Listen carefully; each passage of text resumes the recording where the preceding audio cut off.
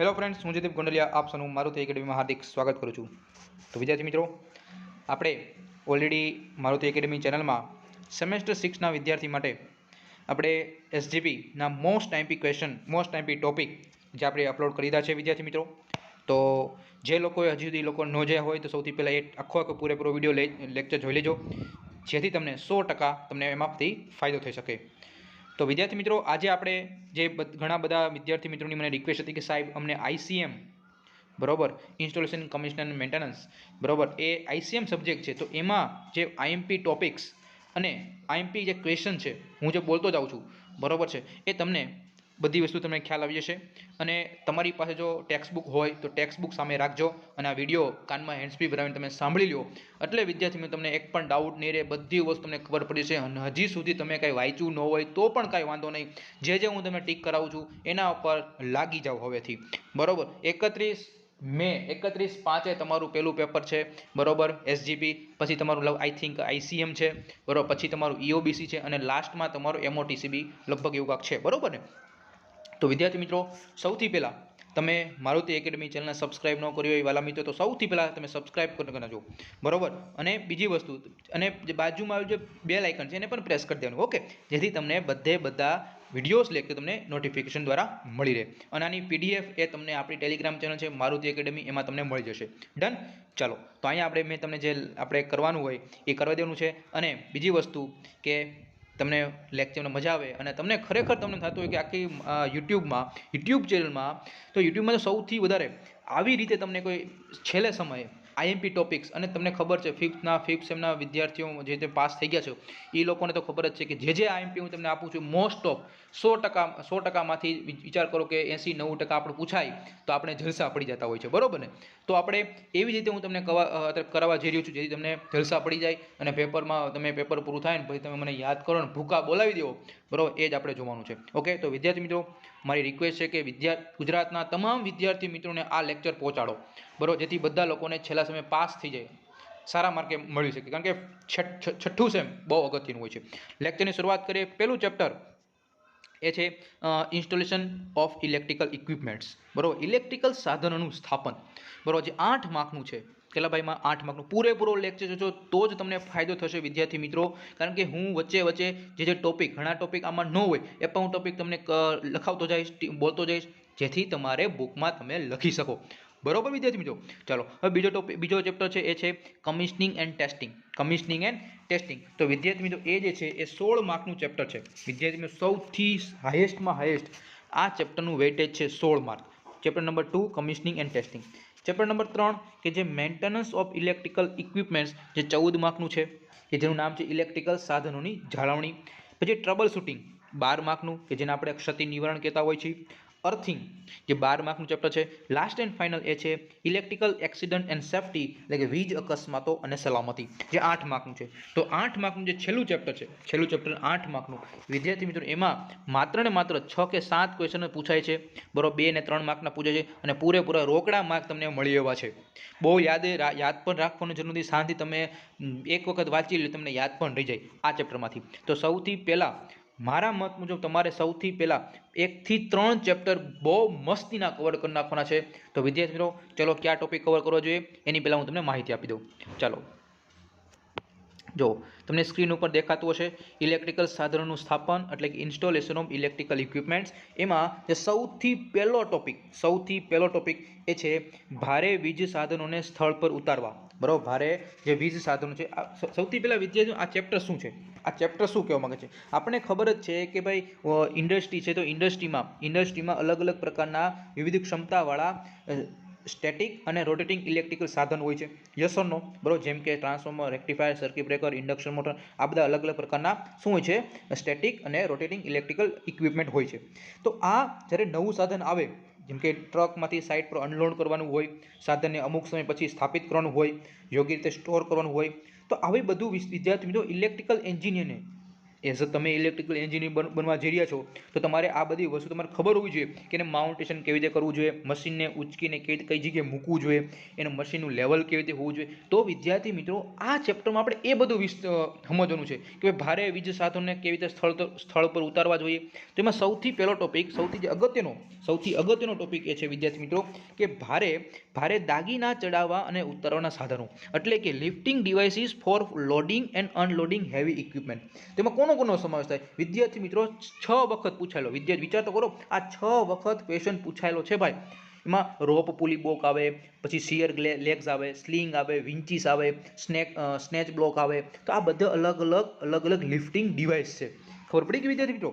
Okay, done. ચલો બીજો topic એ છે સાધન આવે અને સ્થાપિત કરવામાં આવે એ પહેલાંનું પરીક્ષણ. એટલે કે તમને ટોપિક બતાવી દઉં. યસ, સાધન આવે અને સ્થાપિત કરવામાં આવે એની પહેલાંનું પરીક્ષણ, અને એટલે કે એની પહેલાંનું ઇન્સ્પેક્શન કેવી રીતે કરવાનું હોય. ઇન્સ્પેક્શન શું છે? તો એમાં વિદ્યાર્થીઓ એમાં 2 માર્કનો ક્વેશ્ચન આવે છે. કેટલું? આ 2 માર્કનો ક્વેશ્ચન છે કે ભાઈ સાધન આવે બરોબર, એનું સ્થાપિત કરવામાં આવે તે પહેલાંનું પરીક્ષણ શેનું કરવાનું હોય, બરોબર. ક્યાં મુદ્દા ધ્યાનમાં રાખવા જોઈએ? તો નાનો તો 2-3 ટોપિક છે કે તમારે 1.3 ટોપિક લખ્યું છે એ ટોપિક કવર કરી નાખવાનો, બરોબર. પછી એની પહેલાંનો એક ટોપિક મસ્તીનો બાકી રહી ગયો. આગળ યસ, બરોબર. 1.2.5 વજનદાર દાગીનો આવે, એટલે કે કોઈ એવું બહુ વધારે પ્રકારનું હેવી લોડ છે, હવે એને ઉતારતી વખતે જરૂરી સલામતી અને પગલાઓ ક્યાં લેવા જોઈએ. તો વિદ્યાર્થી મિત્રો આ ક્વેશ્ચન છે એ વિદ્યાર્થી મિત્રો 4 વખત પૂછાયેલો છે. 2019માં પૂછાયેલો છે, પછી એની રિમિડિયલ એક્ઝામ હતી ત્યારે પણ પૂછાયેલો છે, 2017માં પૂછાયેલો છે, એની રિમિડિયલ એક્ઝામ ત્યારે પૂછાયેલો છે, 2020માં પૂછાયેલો છે. તો વિદ્યાર્થી મિત્રો આ તો કવર કરવો જ જોઈએ. ઓકે, વજનદાર દાગીનો ઉતારતી વખતે જરૂરી સલામતી અને પગલાંની યાદી. ડન. ચાલો, જે ટોપિક ટીક કરાવું છું વિદ્યાર્થી મિત્રો વિશ્વાસ રાખજો, એક્ઝામમાં 100% આવવાના ચાન્સીસ બની શકે છે. પછી યંત્રનું ફાઉન્ડેશન સાહેબ એટલે શું કે ભાઈ જ્યારે કોઈ ભારે ઇલેક્ટ્રિકલ ઇક્વિપમેન્ટ હોય એને ઉતારી પછી ઇન્સ્પેક્શન કરી સ્ટોર કરી દેવામાં આવે ને, પછી એનું સ્થાપન કરવામાં આવે, એટલે કે ફાઉન્ડેશન કરવામાં આવે. હવે ફાઉન્ડેશન કરીએ તો ફાઉન્ડેશન કરતા હોય તો એની માટે કયા મુદ્દા ધ્યાનમાં રાખવા જોઈએ. તો આ ક્વેશ્ચન 2 વખત પૂછેલો ક્વેશ્ચન છે, 3 કે 4 માર્કમાં, બરોબર. તો ફાઉન્ડેશન તૈયાર કરતી વખતે કયા મુદ્દા ધ્યાનમાં રાખવા જરૂરી છે, બરોબર. પછીનો ટોપિક કે વીજ યંત્રોના ફાઉન્ડેશનની ઊંચાઈ, કે ભાઈ ઇલેક્ટ્રિકલ ઇક્વિપમેન્ટ છે, ઇલેક્ટ્રિકલ મશીન છે, એને ફાઉન્ડેશનથી ઊંચાઈ નક્કી કરવા માટે કયા પરિબળો ઇફેક્ટિવ છે. તો ભાઈ મશીનના વપરાશની જગ્યા, પછી ઇલેક્ટ્રિકલ ઇક્વિપમેન્ટની ખાસિયતો કઈ હોય, તો વીજ યંત્રોનું વજન કેટલું છે, અને એની મેન્ટેનન્સમાં ઇઝીલી સરળતા આપણે કહી શકીએ. તો એવી રીતે તમારે ફાઉન્ડેશનની ઊંચાઈ રાખવી જરૂરી છે. તો વિદ્યાર્થી મિત્રો ખબર પડી ગઈ ક્વેશ્ચન શું છે કે ઇલેક્ટ્રિકલ ઇક્વિપમેન્ટ છે, ઇલેક્ટ્રિકલ મશીન છે, ફાઉન્ડેશનની ઊંચાઈ કેટલી રાખવી જરૂરી છે, એમાં ઊંચાઈ નક્કી કરવા માટે કયા પરિબળો જરૂરી છે. તો એ તમારે આ આન્સરમાં આવશે. ડન. જો આવી રીતે વિદ્યાર્થી મિત્રો તમને કોઈ નહીં કરાવે, બરોબર છે. તો એટલા જ માટે તમને કહું છું, મજા આવતી હોય તો લાઇકનું બટન દબાવતા જાઓ અને મેક્સિમમ લોકોને શેર પણ કરતા રહેજો. ઓકે, જે મને પણ મજા આવે અને તમને પણ મજા આવે. એનો પછીનો નેક્સ્ટ લેક્ચર છે, એટલે કે નેક્સ્ટ ટોપિક છે એ છે સ્થાયી યંત્રો અને ચક્રીય ચલિત યંત્રોના ફાઉન્ડેશન વચ્ચેનો તફાવત. એટલે કે સિમ્પલ વસ્તુ કીધું છે ભાઈ કે ડિફરન્સ બિટવીન સ્ટેટિક મશીન અને રોટેટિંગ મશીન. હવે તમને પણ ખબર છે કે ભાઈ સ્ટેટિક મશીન હોય તો એમાં એટલા બધા કંઈ લોસીસ પણ થાય નહીં. જ્યારે રોટેટિંગ એટલે કે જે ડીસી મશીન છે, બરોબર, ઇન્ડક્શન મશીન છે, તો એ બધા રોટેટિંગ મશીનમાં આવે. સ્ટેટિક મશીન હોય તો એમાં ટ્રાન્સફોર્મર આવે. ખબર પડી ગઈ ને વિદ્યાર્થી મિત્રો? તો આ જે 4 થી 5 વખત વિદ્યાર્થી મિત્રો તફાવત પણ પૂછાઈ ગયેલો છે. ડન. પછીનો ક્વેશ્ચન વિદ્યાર્થી મિત્રો એ છે વીજ યંત્રોના ફાઉન્ડેશનની ડિઝાઇન અને તે માટે ધ્યાનમાં લેવા પડતા મુદ્દા. 5 મુદ્દા છે વિદ્યાર્થી મિત્રો, 5 મુદ્દા છે. આ 5 મુદ્દા 4 માર્કમાં 100% પૂછાવા લાયક વિદ્યાર્થી મિત્રો, 100% વિદ્યાર્થી મિત્રો. Okay, factors to be considered in designing the foundation of electrical machine. બરાબર, કયા એવા મુદ્દા છે કે જે ઇલેક્ટ્રિકલ મશીનમાં ફાઉન્ડેશન કરવું તો એને ડિઝાઇન કરવું તો કયા મુદ્દા ધ્યાનમાં રાખવા જરૂરી છે. ઓકે, કે ભાઈ જમીનનું વજન જમીન છે મશીનનું વજન સહન કરી શકશે કે નહીં, સેટલમેન્ટ કેટલું છે, રેઝોનન્સ કેટલું છે, એની ઓપરેટિંગ સ્પીડ કેટલી છે, અને છેલ્લે વાઇબ્રેશન કેટલું આવે. બરાબર, આ મેં 5 પોઈન્ટ મેં તમને કીધા.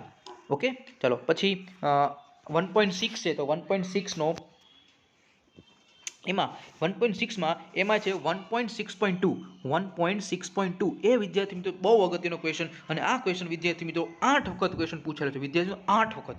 વિચાર તો કરો, 8 વખત એક્ઝામમાં પૂછેલો છે. શું પૂછો છે કે ભાઈ યંત્રોની ધરી નું એલાઇનમેન્ટ ન હોય તો એની કેવી અસર, એટલે કે ખરાબ જ અસર થવાની છે. તો કેવા પ્રકારની ખરાબ અસર થાય વાલા મિત્રો કે ભાઈ જ્યારે કોઈ પણ ઇલેક્ટ્રિકલ ઇક્વિપમેન્ટ છે, એ ઇલેક્ટ્રિકલ ઇક્વિપમેન્ટને જ્યારે શાફ્ટ હોય, એ શાફ્ટ જો મિસએલાઇનમેન્ટ થઈ ગયું હોય તો એ કેવા પ્રકારની ઇફેક્ટ થાય, ખરાબ ઇફેક્ટ કેવી થાય. જેમ કે પુલ્લી અને પટ્ટાનો ઉપયોગ કરવામાં આવે તો કેવું થાય, બરોબર. ગિયર અને કપલિંગનો ઉપયોગ કરેલો હોય તો શું થાય, બરોબર વિદ્યાર્થી મિત્રો. પછી આ બે ટોપિક છે, એ બે ટોપિક એ વિદ્યાર્થી 3 માર્કમાં પણ પૂછાઈ શકે અને 2 માં પણ પૂછે, પણ અત્યાર સુધી વિદ્યાર્થીઓ 3 માર્કમાં ક્વેશ્ચન પૂછાયેલો છે. ડન. 1.6.3 એ કવર કરવાની જરૂર નથી. ચલો પછીનો ટોપિક છે ઇન્સ્ટોલેશન માટે જરૂરી ટૂલ્સ અને ઇન્સ્ટ્રુમેન્ટ, બરાબર. કે જ્યારે ટૂલ્સ, ઇન્સ્ટોલેશન માટે જરૂરી ટૂલ્સ અને ઇન્સ્ટ્રુમેન્ટ ક્યાં છે વિદ્યાર્થીઓ 100% પૂછાય વિદ્યાર્થી મિત્રો. અને આ ક્વેશ્ચન વિદ્યાર્થી મિત્રો 4 માર્કમાં, કારણ કે આમાં 4 જ પ્રકારના સાધનો જરૂર પડે છે, 4 જ પ્રકારના ટૂલ્સની જરૂર પડે છે, એટલા માટે આ 4 માર્કમાં પૂછાય છે, બરાબર. એમાં સૌથી પ્રકાર ઇન્સ્ટોલેશન માટે જરૂરી સૌથી પહેલો સાધન એ છે સ્પિરિટ લેવલ, બરાબર. Spirit level. બીજું છે કાટખૂણીઓ, કે જેને આપણે ઇંગ્લિશમાં ટ્રાય સ્ક્વેર કહેતા હોય. પછી સ્પેનર રેન્ચીસ, કે જેને આપણે ઇંગ્લિશમાં સ્પેનર રેન્ચીસ કહેવાય. અને છેલ્લે આવે સ્ક્રૂ ડ્રાઈવર, એ તો ઇલેક્ટ્રિકલ ખીચામાં પડ્યું હોય, બરાબર ને, સ્ક્રૂ ડ્રાઈવર. ડન. ચાલો ઓકે. મજા આવે વિદ્યાર્થી, મજા આવતી હોય તમને એમ થતું હોય કે નાના સાહેબ જે ટીક કરાવે છે એ મોજ આવે છે, તો મસ્તીની માધ્યમથી લાઈક પણ બટન દબાવતા રહેજો વિદ્યાર્થી. ઓકે. અને તમે હજી સુધી એસજીપીનું લેક્ચર, વિદ્યાર્થી એસજીપીનું લેક્ચર ન જોયો હોય, મોસ્ટ આઈમ્પી ટોપિક, એ તમારે પ્લેલિસ્ટમાં જજો એસજીપીના, એમાં મોસ્ટ આઈમ્પી ઓલરેડી પૂરેપૂરો લેક્ચર તમે જોઈ લો, એટલે તમને 100% એમાં તમને એટલા જ ક્વેશ્ચન કરી નાખો, એટલા ટોપિક કવર કરી નાખો, એટલે તમને એ બી ગ્રેડ તમને લાવતા કોઈ નહીં અટકાવવા જાઓ, બરાબર. એટલે તમે ટોપિક કવર કરવા પડે વાલા મિત્રો, એટલું કવર કરી નાખવું પડે, કારણ કે હજી તમારી પાસે સમય છે એટલે કહું છું કરી લેજો. ઓકે. ચાલો હવે આપણે ટ્રાન્સફોર્મરનું ઇન્સ્પેક્શન કરવાનું છે, કે ભાઈ ટ્રાન્સફોર્મરનું ઇન્સ્પેક્શન છે, તો ટ્રાન્સફોર્મરનું જ્યારે ઇન્સ્ટોલેશન કરતા હોય તો ટ્રાન્સફોર્મરના ઇન્સ્ટોલેશનમાં કયા મુદ્દા ધ્યાનમાં રાખવા પડે ભાઈ. તો સૌથી પહેલો વિદ્યાર્થી મિત્રો અહીંથી ક્વેશ્ચન બની શકે છે, ટ્રાન્સફોર્મરનું ઇન્સ્ટોલેશન શું છે ભાઈ, ટ્રાન્સફોર્મરનું ઇન્સ્ટોલેશન. તો ભાઈ ટ્રાન્સફોર્મરનું ઇન્સ્ટોલેશનમાં સૌથી પહેલાં ટ્રાન્સફોર્મરનું લોકેશન, મેન્ટેનન્સની સગવડતા, cabling, foundation, bushing and cable blocks, પછી જોડાણો, આગની સામે પ્રોટેક્શન. તો આ બધી વિદ્યાર્થી મિત્રો તમારે ધ્યાનમાં રાખવું પડે, બરોબર. હવે આ તમને કેવો ક્વેશ્ચન એવો પૂછે કે ટ્રાન્સફોર્મરના ઇન્સ્ટોલેશનમાં કયા મુદ્દા ધ્યાનમાં રાખવા જરૂરી છે, બરોબર. મુદ્દાનો પોઈન્ટ્સ લખી કોઈ પણ બે સમજાવો અથવા બધા લખવાનું કે તો એ ક્વેશ્ચન તમને 7 માર્કમાં ક્વેશ્ચન પૂછી શકે છે. તો ટ્રાન્સફોર્મરનું લોકેશન કેવી રીતે રાખવું જોઈએ એ બધા વિદ્યાર્થીઓ તમને આ ટોપિકમાં, એટલે કે 1.10 આ ટોપિક છે એમાં તમને 100% પૂછાય છે, બરોબર. ચલો નેક્સ્ટ ટોપિક ઉપર જોઈએ, એ છે પછી આપણે ડાયરેક્ટ ટોપિક લઈ લઈએ સ્વિચ ગિયરનું. ઓકે. સ્વિચ ગિયરનું સ્થાપન, એટલે કે ઇન્સ્ટોલેશન ઓફ સ્વિચ ગિયર 1.14, બરોબર. કે ભાઈ જ્યારે આપણે ઇન્સ્ટોલેશન કોઈ એન્જિનિયર હોય અથવા કોન્ટ્રાક્ટર હોય તો એના મારફત આપણે ડ્રોઈંગ તૈયાર કરાવતા હોય, બરોબર. હવે આમાં ઇન્સ્ટોલેશનનો લેઆઉટ અને વાયરિંગ સિસ્ટમ દર્શાવેલા હોય છે, બરોબર. જો આઉટડોર પ્રકારનું ઇક્વિપમેન્ટ હોય તો સ્વિચ યાર્ડના પ્લાન અને એલિવેશન દર્શાવેલા હોય, તેમાં બસ બાર આવ્યું હોય, સ્વિચ ગિયરના અલગ ઇક્વિપમેન્ટ હોય, લોકેશન હોય, આ બધી વસ્તુ વિદ્યાર્થીઓને દર્શાવેલું હોય છે, બરોબર ને.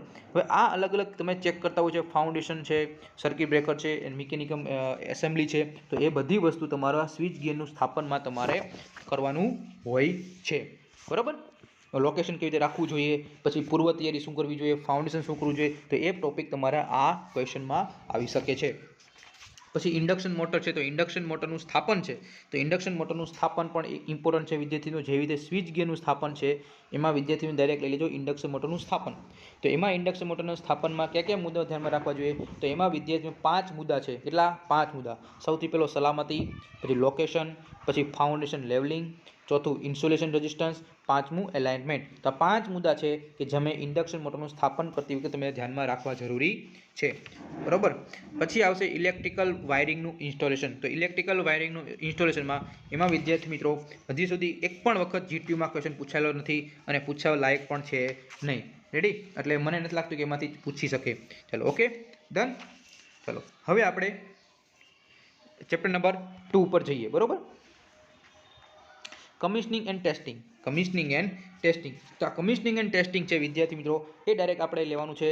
એ છે ડાયરેક્ટ અહીંયા આવતા રહ્યો. બરાબર, આ જે છે કે ભાઈ વીજ સાધનને પ્રથમવાર ચાલુ કરતાં પહેલાં કઈ કઈ પરથી કસોટી છે, તો એટલી બધી ઇમ્પોર્ટન્ટ છે નહીં. બરાબર, એટલી બધી ઇમ્પોર્ટન્ટ નથી. બરાબર, એટલે કે એ કંઈ ન કરો તો પણ ચાલે. પણ જે વીજ કસોટીઓ છે, આમ જોઈએ તો બે કસોટી છે. બરાબર, એટલે કે કોઈ પણ ઇલેક્ટ્રિકલ ઇક્વિપમેન્ટ છે તમે ચાલુ કરો તેમાં એક મિકેનિકલ ટેસ્ટ હોય અને ઇલેક્ટ્રિકલ ટેસ્ટ હોય. એમાં યાંત્રિક કસોટી છે કોઈ દી સુધી પૂછાણી નથી, પણ બીજી છે એ છે વીજ કસોટી છે, એ વિદ્યાર્થીઓ વારંવાર પૂછાણી છે. વીજ કસોટી એટલે કે ઇલેક્ટ્રિકલ ટેસ્ટ. હવે ઇલેક્ટ્રિકલ ટેસ્ટમાં કોનો સમાવેશ થાય? ઇલેક્ટ્રિકલ ટેસ્ટ છે તો એમાં કોનો સમાવેશ થાય વિદ્યાર્થી મિત્રો? તો એમાં ઇલેક્ટ્રિકલ કસોટી છે એમાં તમને એક જ મિનિટ,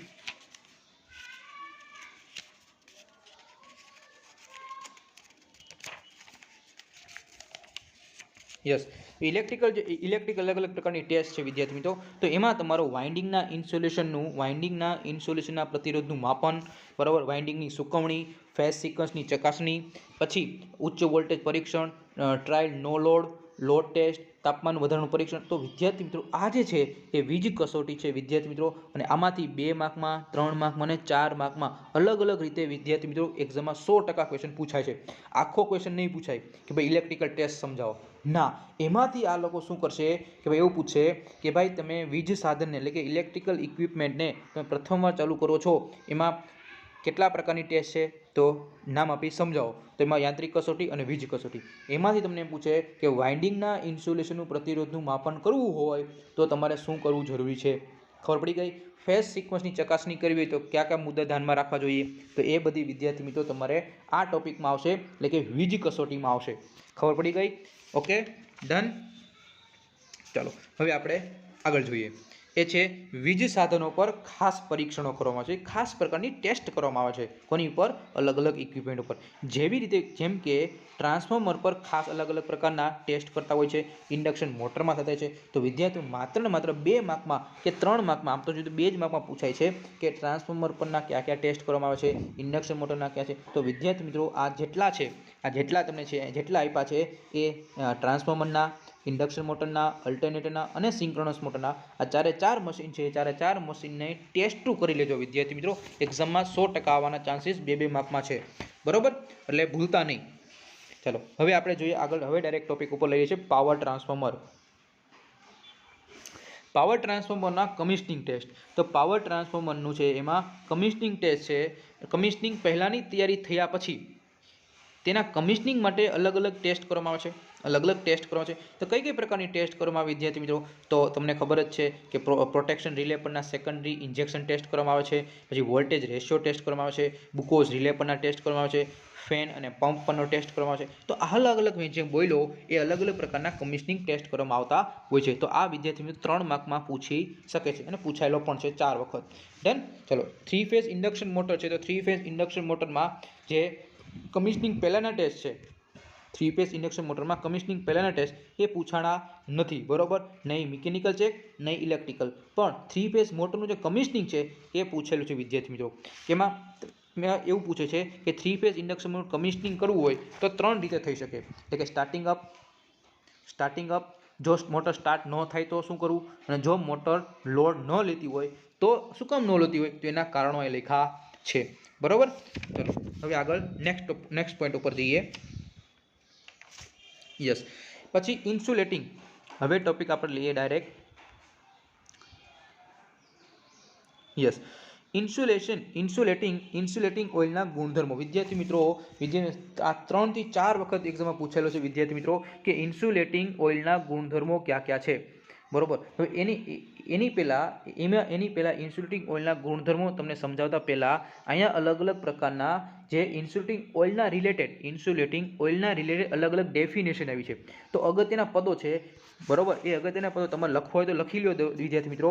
જે એક તો સૌથી પહેલાં ડાઇલેક્ટ્રિક સ્ટ્રેન્થ કોને કહેવાય? બરોબર, ડાઇલેક્ટ્રિક સ્ટ્રેન્થ કોને કહેવાય ડેફિનેશન પૂછાય છે. પછી એસિડિટી કોને કહેવાય?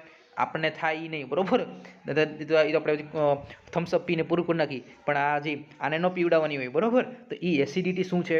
પછી છે ફ્લેશ પોઈન્ટ. પૂછે આ ફ્લેશ પોઈન્ટ. વિદ્યાર્થી મિત્રો આ 3 ડેફિનેશન છે કવર કરીને જજો વિદ્યાર્થી મિત્રો, 2 માર્કમાં 100% પૂછાઈ શકે છે. બરાબર. હવે આપણે જોઈએ સારા ઇન્સ્યુલેટિંગ ઓઇલના ગુણધર્મો. સારા ઇન્સ્યુલેટિંગ ઓઇલના ગુણધર્મો તો ક્યાં કોઈ પણ તમારે ઓઇલ હોય તો ઓઇલ કેવું હોવું જોઈએ? તો તમને ખબર જ છે કે ભાઈ બી ગ્રેડ કક્ષાનું હોવું જોઈએ. બરાબર. બી ગ્રેડ કક્ષાનું હોવું જોઈએ. એની ડાયલેક્ટ્રિક સ્ટ્રેન્થ છે 40 kV/mm હોવું જોઈએ. ભેજ રહિત હોવું જોઈએ. એકદમ નેટ એન્ડ ક્લીન એટલે કે ચોખ્ખું હોવું જોઈએ. પછી એસિડિટી માત્રા ઓછી હોવી જોઈએ. ડાયલેક્ટ્રિક સ્ટ્રેન્થ 2.2 કરતાં ઓછી ન હોવી જોઈએ, એનાથી વધારે હોવી જોઈએ.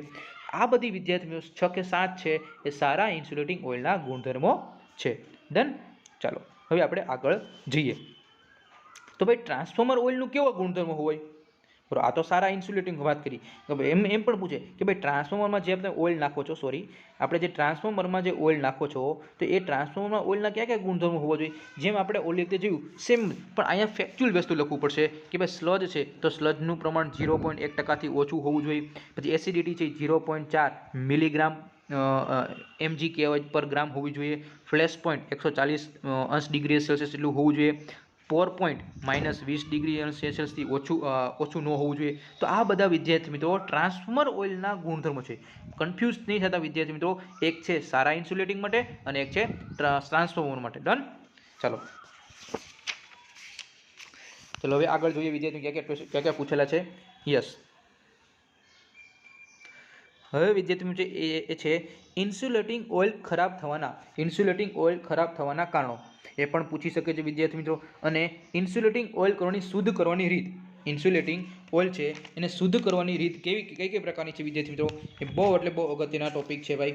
કયા પ્રકારના છે હવે તમને પણ ખ્યાલ તો હશે જ કે ઇન્સ્યુલેટિવ શુદ્ધ કરવાની રીત. એમાં ફિલ્ટર પ્રેસ આવી જાય, પછી એક્ટિવેટ અર્થ મીડિયાનો ઉપયોગ કરીને, બરાબર. પછી એમાં બીજું આવે છે કે કેન્દ્ર ત્યાગી બળનો ઉપયોગ કરીને. તો એમાંથી તમને કોઈ પણ એક પૂછે છે, નામ આપી કોઈ પણ એક સમજાવો. બરાબર. તો ઇન્સ્યુલેટિવ ઓઇલ ખરાબ થવાના કારણો અને ઓઇલને શુદ્ધ કરવાની રીતો, આ બંને ટોપિક તમે કવર કરીને જજો. બરાબર. પછી છે ઇન્સ્યુલેશન રેઝિસ્ટન્સનું માપન. બરાબર. તો ઇન્સ્યુલેશન રેઝિસ્ટન્સનું માપન એમાં કેવી રીતે થતું હોય છે વિદ્યાર્થી મિત્રો? તો એમાં ઇન્સ્યુલેશન રેઝિસ્ટન્સનું માપન એમાં સૌથી અગત્યનું વિદ્યાર્થી એ પોઈન્ટ છે પોલરાઇઝેશન ઇન્ડેક્સ.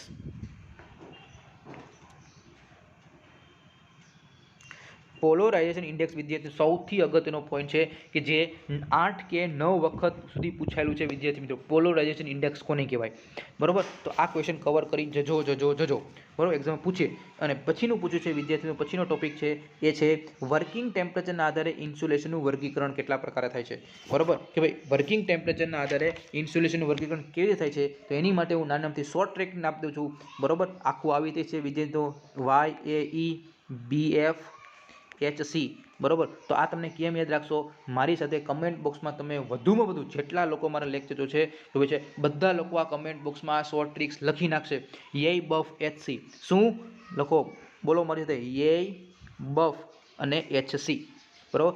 YAEBF HC. હવે આને યાદ કેમ રાખવું વિદ્યાર્થી મિત્રો? તો સૌથી પહેલાં જે વાય કક્ષાનું છે એમાં 90 આવે. બરાબર. પછી 105 આવે. પછી આવે 120, પછી 130, પછી 155 અને પછી 180. ડન. હવે વિદ્યાર્થીઓ આમાં તમારે કેવી રીતે યાદ રાખવાનું છે? યાદ કરાવી દઉં છું વિદ્યાર્થી મિત્રો કે 15 15 10 25 25. શું કરજો? જો 90માં 15 નાખો 105 એટલે 90 15 15 10 25 25. બરોબર. આમ યાદ રાખો. ખબર પડી ગઈ? YAEBF HC 90 105 120 130 155 180. આ બધું યાદ નથી રાખવાનું, ખાલી 90 યાદ રાખી લેવાનું. પછી 15 15 10 25 25. ડન. તો વિદ્યાર્થીઓ આ ટેકનિક એવી હોય તો મને પણ કહેજો કે સાહેબ મજા આવી ગઈ આ ટેકનિકથી, જેથી તમને આ એક બેનિફિટ થઈ શકે. બરોબર. કારણ કે આમ યાદ રાખવું અઘરું પડે, પણ આમ મેં યાદ રખાયું છે તો તમને યાદ 100% રહી જશે. ચાલો હવે આ વિદ્યાર્થીઓ છે વાઇન્ડિંગની સુકવણી. બહુ અગત્યનો ક્વેશ્ચન હો ભાઈ. વાઇન્ડિંગની સુકવણી. તો વાઇન્ડિંગની સુકવણી એમાં કઈ પ્રકારની રીતો છે? વાઇન્ડિંગની સુકવણીની રીતો કેટલી છે વિદ્યાર્થી? 100% પૂછાય છે વિદ્યાર્થીઓ. વાઇન્ડિંગ સુકવણી અલગ પ્રકારની રીતો છે એ વિદ્યાર્થી મિત્રો તમે કવર કરી જાજો. બરાબર. બહુ એક્ઝામમાં પૂછાય છે વાઇન્ડિંગ સુકવણીની રીત માટે. ઓકે. કઈ પ્રકારની રીતો છે? ડ્રાઇંગની રીતો. બરાબર. એ અગત્યનું, સૌથી અગત્યનું એટલું જ કામનું છે. બીજું કંઈ કામ કરવાનું, બીજું કંઈ એટલું ઇમ્પોર્ટન્ટ નથી. પછી ડાયરેક્ટ આવી દો કમિશનિંગ. અને યસ કમિશનિંગ ટેસ્ટિંગની અગત્યતા શું છે? કમિશનિંગ ટેસ્ટિંગની અગત્યતા શું છે? બરાબર કે ભાઈ એમાં એ ભાઈ એટલું કામ નથી, ડાયરેક્ટ તમે લઈ લો 2.17 કમિશનિંગ પછી અને મશીન ચાલુ કરવામાં આવતા પહેલા ટેસ્ટ. બરાબર કે કમિશનિંગ પછી અને મશીન ચાલુ કરીએ તો એની પહેલાં ક્યાં ટેસ્ટ કરવામાં આવે, એની પહેલાં ક્યાં ટેસ્ટ કરવામાં આવે છે? તો એ તમારે ટેસ્ટ છે એ ટેસ્ટ તમારે 3 પ્રકારના છે કે ભાઈ એ વિઝ્યુઅલ ઇન્સ્પેક્શન કરવાનું હોય, મિકેનિકલ ચેક્સ હોય, એટલે ઇલેક્ટ્રિકલ પ્રી સ્ટાર્ટ ટેસ્ટ હોય. તો એ તમારે યાદ રાખી લેજો. બરાબર, ચાલો હવે નેક્સ્ટ ટોપિક ઉપર જઈએ. વીજ સાધનો પર ભાર એટલે કે લોડ ધીરે ધીરે વધારવાની જરૂરિયાત શું કામ છે? બરોબર કે ભાઈ આપણને ખબર છે કે ભાઈ need of gradually loading electric equipment શું કામ જરૂરિયાત છે? તો ટ્રાન્સફોર્મરમાં શું જરૂરિયાત છે, ઇન્ડક્શન મોટરમાં શું જરૂરિયાત છે, સિંક્રોનસ મોટર, જનરેટર. તો આ બધી વિદ્યાર્થી મિત્રો શું કામ ધીમે ધીમે વધારવો જોઈએ, એકદમ શું કામ નથી આપતા? તો એ વિદ્યાર્થી મિત્રો તમારે કઈ મુશ્કેલી ઊભી થાય છે તો એ ટોપિક તમારે આ બધું ધ્યાનમાં રાખવું પડે. એટલે કે 2.20 ટોપિક છે એ તમે કવર કરી જજો. બરાબર છે, ચલો ડન. અને છેલ્લે અને લાસ્ટ પોઈન્ટ એ છે વીજ સાધનને ચાલુ કરતા પહેલા રાખવી પડતી અગમચેતીઓ એટલે કે પ્રિકોશન. તો જ્યારે કોઈ પણ ઇલેક્ટ્રિકલ ઇક્વિપમેન્ટ હોય એને ચાલુ કરો એની પહેલાં તમારે ક્યાં પ્રિકોશન લેવા પડે એ તો નાના બાળકને પણ આવડે. બરાબર, ખબર જ છે કે કોઈ પણ ઇલેક્ટ્રિક ચાલુ કરો તો તજજ્ઞ હોવા જોઈએ. બરાબર, આ તમને ખબર જ હોય, એકવાર જોઈ લો તમને યાદ આવી જાય. ચલો હવે ટોપિક એ છે ચેપ્ટર નંબર 3 ઇલેક્ટ્રિકલ સાધનોની જાળવણી. લેક્ચર વિદ્યાર્થી મિત્રો આ લેક્ચર થોડોક મોટો પણ થશે, જેથી તમને બધી પોઈન્ટ તમને બહુ યાદ રહી જાય એટલા માટે થોડોક મોટો લેક્ચર કરું છું. બરાબર, બધી એક ટોપિક તમને સમજાવવા છે એટલે. ચલો હવે ઇલેક્ટ્રિકલ સાધનોની જાળવણી એટલે કે મેન્ટેનન્સ ઓફ ઇલેક્ટ્રિકલ ઇક્વિપમેન્ટ. વિદ્યાર્થી મિત્રો સૌથી પહેલી ડેફિનેશન પૂછાય પ્રિવેન્ટિવ મેન્ટેનન્સ કોને કહેવાય? પ્રિવેન્ટિવ મેન્ટેનન્સના ફાયદા કોને કહેવાય, શું છે પ્રિવેન્ટિવ મેન્ટેનન્સના ફાયદા પૂછાયેલા છે. પછી રૂટીન મેન્ટેનન્સ અને પિરિયોડિક મેન્ટેનન્સ. બરાબર, પછી પ્રિવેન્ટિવ મેન્ટેનન્સ દરમિયાન કરવાતી પ્રવૃત્તિઓ. વિદ્યાર્થી મિત્રો આ 3 ટોપિક, આ 4 ટોપિક છે સૌથી અગત્યના છે વિદ્યાર્થીઓ, કવર કરીને જવાના છે, ભૂલતા નહીં. બરાબર, ચલો પછી છે બ્રેકડાઉન મેન્ટેનન્સ. શું છે બ્રેકડાઉન મેન્ટેનન્સ. તો બ્રેકડાઉન મેન્ટેનન્સમાં કયા પ્રકારની પ્રવૃત્તિ કરવામાં આવે છે? પછી આ બધા ક્વેશ્ચન પૂછાયેલા છે અને પૂછી શકે છો ભાઈ, 100% પૂછાય છે, એટલા માટે હું તમને ટોપિક ટીક કરાવું છું. બરાબર, પછી છે ઓવરહોલ અને શેડ્યુલ મેન્ટેનન્સ વચ્ચેનો તફાવત. આ 2 માર્કમાં ક્વેશ્ચન છે વિદ્યાર્થી મિત્રો. પછી ઓવરહોલિંગ દરમિયાન તમારે કઈ પ્રકારની પ્રવૃત્તિ કરવામાં આવે છે? તો આ જે 3 માર્કનો ક્વેશ્ચન છે. બરાબર, પછી પ્રિવેન્ટિવ મેન્ટેનન્સમાં કયા વિભાગના કાર્યો કરવામાં આવે? તો આ 3 વખત વિદ્યાર્થી મિત્રો ક્વેશ્ચન પૂછેલો છે અને 3 માર્કમાં પૂછાઈ શકે છે. બરાબર છે.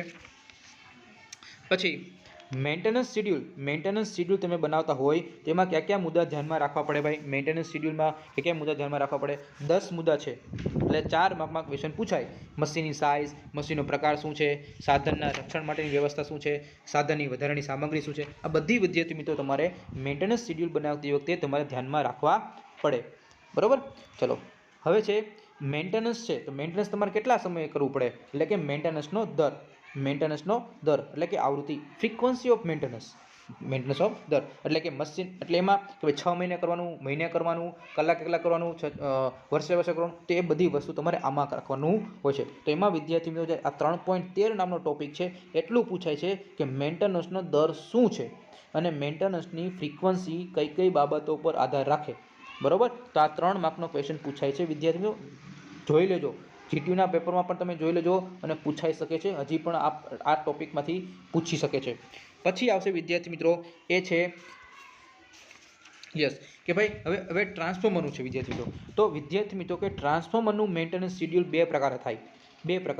એક તો થાય 1000 kVA થી ઓછી ક્ષમતાવાળા ટ્રાન્સફોર્મરનું મેન્ટેનન્સ અને બીજું છે 1000 kVA થી વધારે ક્ષમતાવાળું ટ્રાન્સફોર્મરનું ઇન્સ્પેક્શન. એમાં વિદ્યાર્થી મિત્રો 2019માં વિદ્યાર્થીઓ આ ટોપિક પૂછાયેલો હતો, પણ મારું માનવું એવું છે વિદ્યાર્થી મિત્રો આ પણ કવર કરી લેવો જોઈએ. બે તમારે કવર કરી નાખવાના. બરાબર, અને વિદ્યાર્થી મિત્રો એક વખત કેવું પૂછાણું હતું, 1000 MVA ની જગ્યાએ 1000 kVA ની જગ્યાએ એને એવું પૂછ નાખ્યું 1 MVA, તો પણ એનો મતલબ એ જ થાય. બરોબર, એટલે ચિંતા નહીં કરતા. આ અલગ અલગ પ્રકારના શેડ્યુલ છે, એ શેડ્યુલ તમારે દર કલાકે, દૈનિક, માસિક, ત્રિમાસિક આ બધું વિદ્યાર્થીઓ 7 માર્કમાં ક્વેશ્ચન પૂછાય છે. એટલા માટે આ ચેપ્ટર છે બહુ અગત્યનું છે ભાઈ વાલા મિત્રો. 7 માર્કનો આ ટોપિકમાંથી ક્વેશ્ચન પૂછે.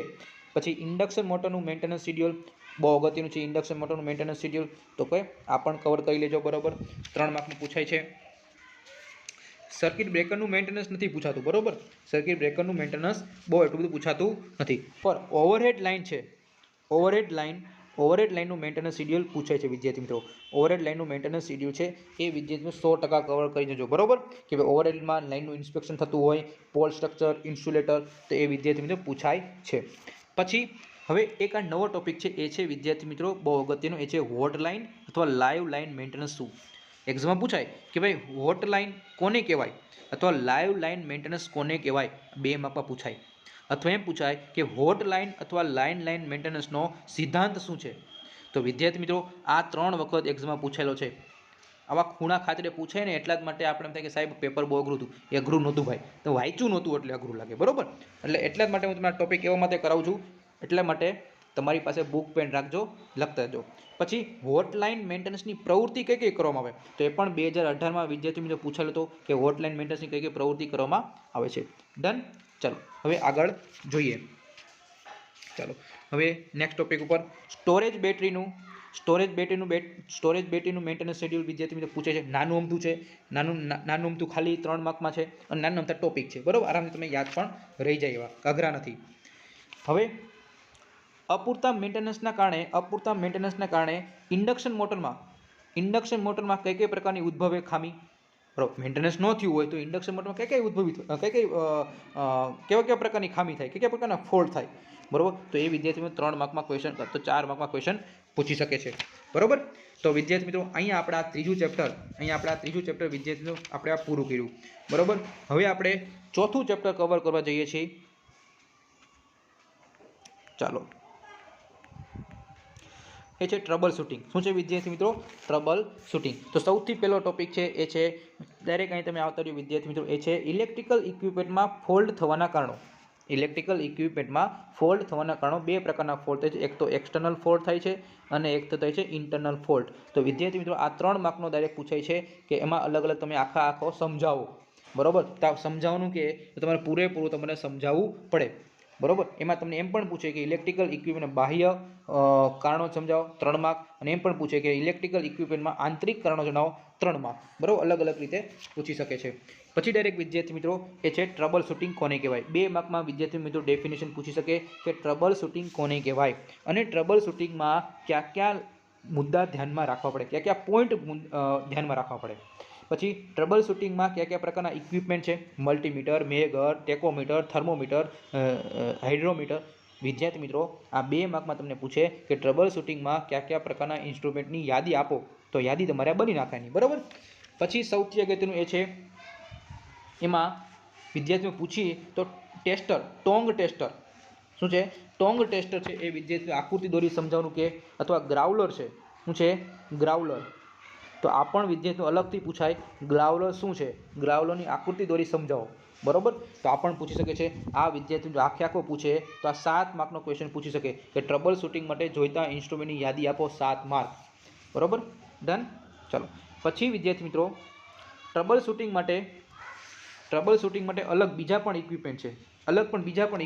જેમ કે wire gauge, filler gauge, bearing puller, soldering iron. તો આ પણ અલગ અલગ પ્રકારના જે આ તો આગળના તો છે જ, પણ આ પણ એક અલગ અલગ પ્રકારના છે. એ પણ તમારે ધ્યાનમાં રાખવું જરૂરી છે. ડન. ચલો હવે આપણે બીજા ટોપિક ઉપર જઈએ. એ છે અલગ અલગ પ્રકારના ટ્રબલ શૂટિંગ ચાર્ટ. યસ, અલગ અલગ પ્રકારના ટ્રબલ શૂટિંગ ચાર્ટ. એમાં સૌથી પહેલાં વિદ્યાર્થીઓ ડીસી મોટરનો ટ્રબલ શૂટિંગ ચાર્ટ. ડીસી મોટરનો અલગ અલગ ટ્રબલ શૂટિંગ ચાર્ટ. કે ભાઈ મોટર ચાલુ નથી થતી, બરાબર, મોટર ધીમી ચાલે છે, મોટર વધારે સ્પીડથી ચાલે છે, તો વિદ્યાર્થી મિત્રો આ એક ચાર્ટ બનાવવાનો હોય છે તમારે. બધામાં કોમન જ છે. બરાબર, એમાં ડીસી જનરેટર અને ડીસી મોટરનો વિદ્યાર્થી બેયનો કરી નાખજો. બરાબર, ખાલી પોઈન્ટ યાદ રાખો, અંદરનું ન યાદ રાખો તો પણ ચાલશે. બરાબર, ટ્રાન્સફોર્મર માટેનો ટ્રબલ શૂટિંગ ચાર્ટ બધામાં કોમન જ આવે છે. બરાબર, પોઈન્ટ. પછી ડીસી જનરેટર, ડીસી મોટર, પછી ટ્રાન્સફોર્મરનો, પછી એવી જ રીતે વિદ્યાર્થીઓ સિંક્રોનસ મોટરનો પણ પૂછાયેલો છે 2 વખત, સિંક્રોનસ મોટરનો પણ 2 વખત પૂછાયેલો છે, બરાબર, એ પણ કવર કરી લેજો, બરાબર. પછી યસ, પછી છે 3 ફેઝ સ્ક્વિરલ ગેજ ઇન્ડક્શન મોટરનો ટ્રબલ શૂટિંગ ચાર્ટ. એટલે કે જો એક્ઝામમાં એવું પૂછે કે ભાઈ 3 phase squirrel cage induction motor rated સ્પીડથી ઓછી ફરે છે, શું કામ, એના કારણો જણાવો. આવું પણ પૂછી શકે એવું વિદ્યાર્થી મિત્રો, તો આ પણ તમે ધ્યાનમાં રાખવું જરૂરી છે. તો વિદ્યાર્થી મિત્રો, આ મેં તમને 4 મશીન તમને કીધું, એ 4ના ટ્રબલ શૂટિંગ તમારે યાદ રાખી લેવા જોઈએ, બરાબર, એક્ઝામમાં પૂછી શકે છે. પછી યસ, ઇલેક્ટ્રિક ઇસ્ત્રી, બરાબર. હવે આપણે ઘરમાં જઈએ, હાલો ઘરે જઈએ, એટલે કે ઇલેક્ટ્રિક ઇસ્ત્રી ક્યાં ટ્રબલ શૂટિંગ ચાર્ટ હોય, એટલે કે ઇસ્ત્રી ગરમ ન થતી હોય, ઇસ્ત્રા પૂરતા પ્રમાણમાં ગરમ ન થતી હોય, પછી ફ્યુઝ ઉડી જતો હોય, તો આ વિદ્યાર્થીનો ઇલેક્ટ્રિક ઇસ્ત્રી, ઇન શોર્ટ ઇલેક્ટ્રિક ઇસ્ત્રી કરી નાખવાની. યાદ રહી ગયું, બરાબર ને. ચાલો, પછી આ પણ કરી નાખજો. એક છે વોશિંગ મશીન, બરાબર. મારા મત મુજબ વોશિંગ મશીન પૂછી શકે છે, કે અત્યારે ઉનાળો છે ને ભાઈ, બરાબર. એર કુલર તો કંઈ ન પૂછે એટલું બધું, યસ. પણ એનું પછીનો ટોપિક છે એટલો ઇમ્પોર્ટન્ટ વિદ્યાર્થી મિત્રો, બરાબર, એ છે ફ્લોરોસેન્ટ ટ્યુબલાઇટ. એક્ઝામમાં 100% પૂછાય ભાઈ, ફ્લોરોસેન્ટ ટ્યુબલાઇટ. આકૃતિ દોરી સમજાવો તમને પૂછાય, બરાબર. તો આ વિદ્યાર્થી સૌથી અગત્યનું છે, શું છે, ફ્લોરોસેન્ટ ટ્યુબલાઇટ, બરાબર. તો વિદ્યાર્થી મિત્રો, આપણે અહીંયા આપણે ચેપ્ટર પૂરું કર્યું, બરાબર. આ છે આપણું ચેપ્ટર નંબર 4. હવે આપણે ચેપ્ટર નંબર 5 ઉપર જઈએ, એ છે અર્થિંગ, બરાબર. શું છે, અર્થિંગ. તો વિદ્યાર્થી મિત્રો, અર્થિંગ સૌથી પહેલાં આપણે પહેલો ટોપિક આઈએમપી ટોપિક તમને કરાવી દઉં કે પાવર સ્ટેશનમાં ન્યુટ્રલને અર્થ કરવાના કયા કયા ફાયદા, બરાબર, આઈએમપી ટોપિક છે. પછી ઇક્વિપમેન્ટ અર્થિંગના હેતુ 2 માર્ક. પછી અર્થ ઇલેક્ટ્રોડ, તો કેટલા પ્રકારના અર્થ ઇલેક્ટ્રોડ છે, નામ આપી સમજાવો. રોડ, પાઇપ, પ્લેટ, સ્ટ્રીપ, પછી કોન્ક્રીટ, કોઇલ, આ બધાના તમે વિદ્યાર્થી મિત્રો 4 માર્કમાં પૂછાય છે વિદ્યાર્થી મિત્રો, અર્થ ઇલેક્ટ્રોડ સમજાવો, બરાબર. પછી અર્થિંગની પદ્ધતિ વિદ્યાર્થી તમને પણ ખબર છે, અર્થિંગની પદ્ધતિ 3 પ્રકારની છે, બરાબર. એમાં છે પ્લેટ અને પાઇપ. આ 2 અગત્યની, સૌથી વધારે અગત્યની આ 2 છે. આ 2 કવર કરીને જવાની છે, અને બંનેની આકૃતિ યાદ રાખી જવું છે. એમાં સૌથી વધારે પ્લેટ અર્થિંગ સૌથી અગત્યની છે, બરાબર. સૌથી અગત્યની પ્લેટ અર્થિંગ. ચલો, પછી આ ચેપ્ટરમાંથી એટલું બધું નથી પૂછાતું, બહુ ઓછું પૂછાય છે, યસ. પછી હવે અર્થિંગ પ્રતિરોધમાં અસર કરતા પરિબળો.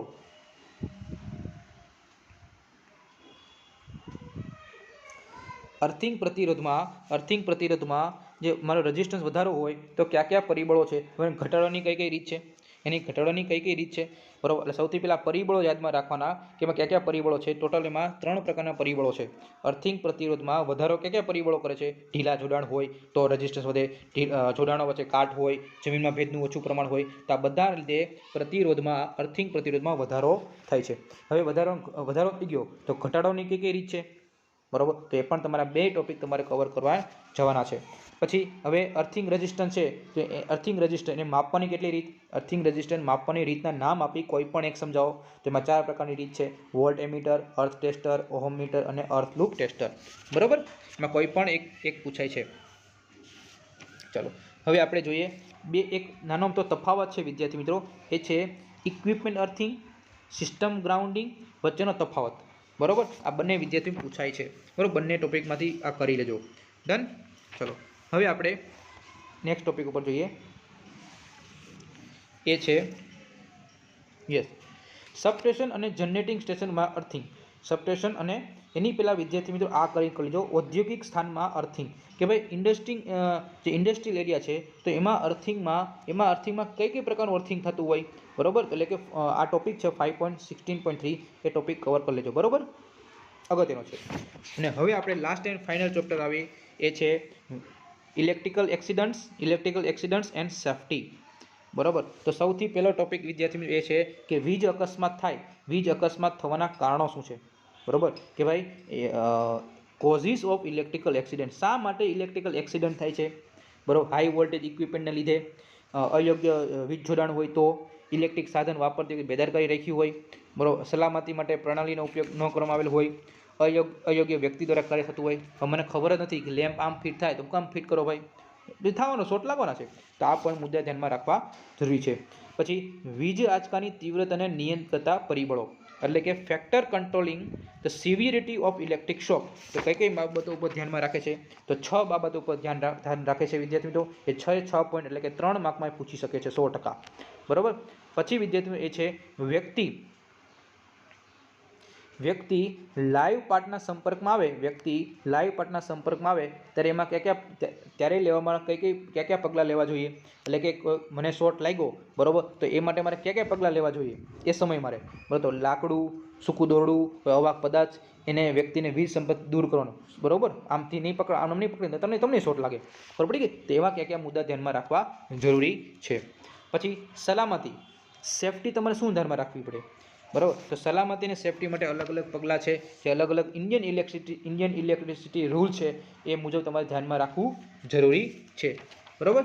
પછી છે વિદ્યાર્થી મિત્રો એ છે સબસ્ટેશન અને પાવર લાઇનના શટડાઉનની રીત કેટલી છે?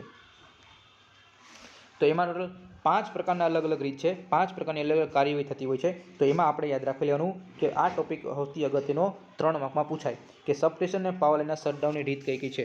બરાબર. પછી છે પરમિટ ટુ વર્ક.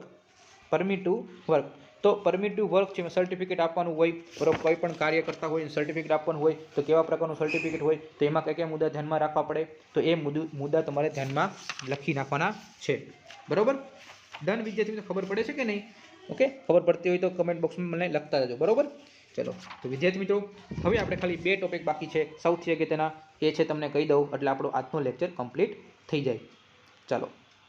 કામદારો માટે સેફ્ટી ડિવાઇસ અને સાધનો. કામદારો માટે સેફ્ટી ડિવાઇસ અને સાધનો ક્યાં ક્યાં છે? તો એ તમારી યાદમાં 2 માર્કમાં પૂછી શકે છે.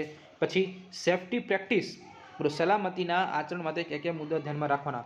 બરાબર. સેફ્ટી પ્રેક્ટિસ, તો આ મુદ્દા તેમાં ધ્યાનમાં રાખવાના છે સેફ્ટી પ્રેક્ટિસ માટે. બરાબર. ચલો. પછી અગ્નિશામક સાધનો. યસ, અગ્નિશામક સાધનો. તો સૌથી પહેલાં વિદ્યાર્થી મિત્રો અગ્નિશામક સાધનો છે મુખ્યત્વે 2 પ્રકાર પડતા હોય છે, સ્થાયી પ્રસ્થાપન અને હેરફેર કરી શકાય તેવા સાધનો. બરાબર. તો આ બંને તમારે યાદમાં રાખેલા છે, બહુ મોસ્ટ ટાઈમ છે વિદ્યાર્થીઓ, 4 માર્કમાં 100% પૂછી શકે છે. બરાબર. કાં તો આ પૂછાય. બરાબર. પછી અગ્નિશામકની પસંદગી કેવી રીતે કરવાની? 2 માર્કમાં પૂછો હોય તો પૂછાય. બરાબર વિદ્યાર્થી મિત્રો. તો વિદ્યાર્થી મિત્રો મજા આવી લેક્ચરમાં? મજા આવી ને? તો વિદ્યાર્થી મિત્રો મેક્સિમમ લોકોને વિડીયોને શેર કરજો જેથી બધા લોકોને આઈસીએમમાં કંઈ વાંધો આવે નહીં. ઓકે. અને એસજીપીનું લેક્ચર પણ જોઈ લેજો, મેક્સિમમ લોકોને શેર પણ કરજો. અને વિદ્યાર્થી મિત્રો આ લેક્ચર મેક્સિમમ લોકોને, તમે 1000 લોકોને પહોંચાડો વિદ્યાર્થીઓ, તો મને પણ મજા આવે. ઇનશોર્ટ 1K તો થવો જોઈએ કે નહીં? તમારું શું કહેવું છે? પબ્લિકનું શું કહેવું છે? બરાબર ને? કેમ કે યુટ્યુબમાં ઘણા બધા લોકો લેક્ચર ને બધું પ્રોવાઈડ કરે છે, પણ વિદ્યાર્થી મિત્રો આવી રીતે તમને મેઇન ટોપિક વાઇઝ બહુ ઓછા લોકો પ્રોવાઈડ કરતા હોય છે. બરાબર ને વિદ્યાર્થી મિત્રો? અને આવી રીતે બહુ એટલે બહુ, કેમ કે હું જ પ્રોવાઈડ કરું છું. બરાબર. તો વિદ્યાર્થી મિત્રો તો મને તો એવું લાગે કે જેટલા વિદ્યાર્થી મિત્રો મારો લેક્ચર જોવે અને જોઈને લોકો પાસ થાય તો મને તો બહુ આનંદ થાય. બરાબર. એટલા માટે વિદ્યાર્થી મિત્રો 1K સુધી પહોંચાડો વિડીયોને, જેથી બધા લોકો સૌથી વધુ ફાયદો થાય. બરાબર. અને તમે શેર કરો પણ છો, સાચી વાત ને? તો વિદ્યાર્થી મિત્રો વિશ યુ ઓલ ધ બેસ્ટ. જોરદાર પ્રિપરેશન કરો, ભૂકા બોલાવી નાખો, અને આપણે આ વખતે સારામાં સારા STP લેવાના છે. બરાબર. 5th સેમમાં તો ભૂકા બોલાવ્યા જ છે, તો 6th સેમમાં પણ ભૂકા બોલાવી નાખવાના. બરાબર વિદ્યાર્થી મિત્રો, હજી આપણી પાસે ઘણો સમય છે. અત્યારે SGP તમે કવર કરો, સાથે સાથે ICM, 2 સબ્જેક્ટ ઉપર વધારે ફોકસ આપો. બરાબર. EOBCમાં ટૂંક સમયમાં આવશે અને MOTCUનું ટૂંક સમયમાં આવશે. બરાબર. તો અહીં સુધી લેક્ચર રાખીએ. ત્યાં સુધી bye, take care, see you soon, wish you all the best.